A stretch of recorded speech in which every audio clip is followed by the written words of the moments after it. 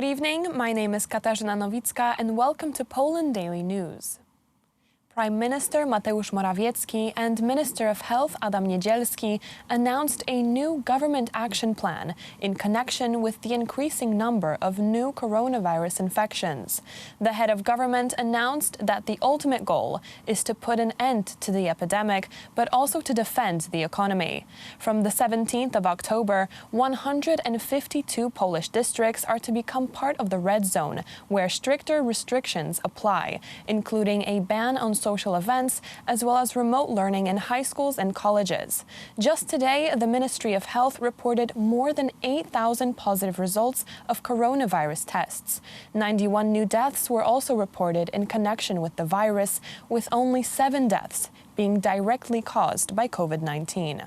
We are not condemned to make a choice between a total lack of restrictions or a total lockdown. There is a middle route, the common sense route, which assumes a number of rigors and restrictions. Choosing this middle route assumes that we will all obey these restrictions.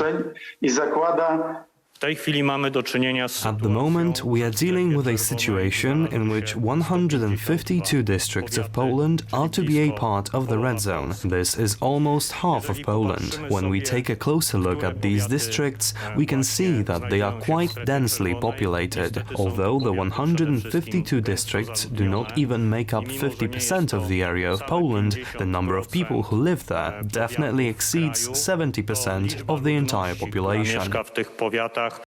Former Minister of Education and attorney Roman Giertych, as well as businessman Ryszard Krause, were both arrested today by the Central Anti-Corruption Bureau on the charges of acting to the detriment of one of the market companies.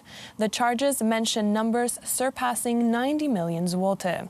Giertych claims that his arrest was fabricated to draw the public's attention away from the critical situation with the coronavirus pandemic in Poland.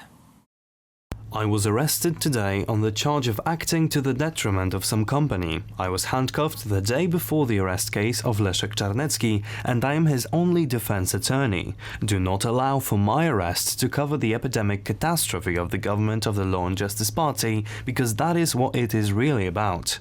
The materials gathered by the Central Anti-Corruption Bureau point to the fact that the suspects took part in an organized crime of pulling money from companies, laundering it, and then taking it for themselves. It is a case led both by the Central Anti-Corruption Bureau and the state prosecution in Poznań. As the Bureau informed, the arrests were made in connection to the case led by its division in Poznań under the supervision of the state prosecution regarding the actions to the detriment of a company listed on the stock exchange. The arrested suspects will be taken to the prosecution, where they will hear charges of acting to the detriment of a company, stealing assets, and money laundering. The case is still ongoing and more arrests are to follow. Mayor of Warsaw, Rafał Trzaskowski, appealed to the government today to consult possible solutions to fight the coronavirus pandemic with the City Hall. According to the mayor, the situation concerning COVID-19 is critical, and the authorities have no real strategies to tackle the crisis. For many months, we, the representatives of local governments, have been appealing to the government to consult with us, in seriousness, the solutions which it intends to implement to deal with the pandemic. There seems to be no strategy, and if there is, we are not being informed about it. We often learn about new regulations at the last second. We are also not being consulted seriously in matters such as designating new infectious hospitals, closing facilities, or implementing new solutions.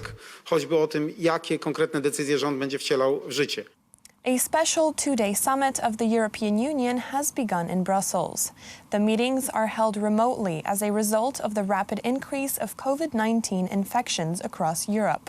Due to the fact that Prime Minister Mateusz Morawiecki is currently in quarantine, the Polish position is to be presented by Czech Prime Minister Andrej Babiš during the summit. Prime Minister Mateusz Morawiecki is to be in constant contact with the Czech Prime Minister. The head of the Polish government is to be kept informed by the permanent representation of Poland in Brussels about the course of the European Council meeting. The Prime Minister is to provide possible guidelines if the dynamics of the meeting so require, assured government spokesperson Piotr Müller. On Friday, EU leaders are to discuss the fight against the pandemic. The European Commission has presented a set of proposals to help member states tackle the challenges of COVID-19 vaccination. The leaders are also expected to discuss international issues, including Belarus, Russia and Turkey, as well as relations with Africa, before the upcoming meeting with African Union leaders. Following a 4-year break, the ministers of foreign affairs of France, Germany and Poland met in Paris for a meeting of the Weimar Triangle. The ministers discussed the relations between the three countries, the situation in Belarus, sanctions against Russia for the alleged poisoning of oppositionist Alexei Navalny, as well as the Nagorno-Karabakh conflict. Earlier, the head of the Polish Ministry of Foreign Affairs, Zbigniew Rau, held consultations with the French foreign minister. In the afternoon, Minister Rau traveled to Berlin, where he is to continue his talks with the head of German diplomacy. That's all for tonight. Now on to Poland Daily Business with Aleksander Wierzejski and his guest. Good night.